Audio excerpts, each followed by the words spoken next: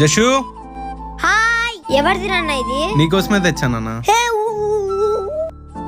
నాన్న జస్ట్ చూపించేస్తానన్నా. సరే. ఎవరిదిరా కుక్క? మాయారా? ఎవరిచ్చారా? మా డాడీ గిఫ్ట్ ఇచ్చినారా. చాలా క్యూట్ గా ఉంది. నాకు కూడా కుక్కలు అంటే బాగా ఇష్టం రా.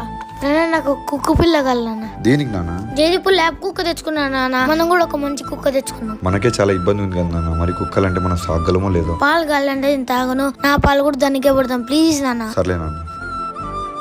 నాకు డాగొచ్చింది. ఇదే నాన్న ఊరి కుక్క తెచ్చినావు. నాన్న నీ కుక్కలంటే ఇష్టమే కదా? చాలా ఇష్టం నాన్న.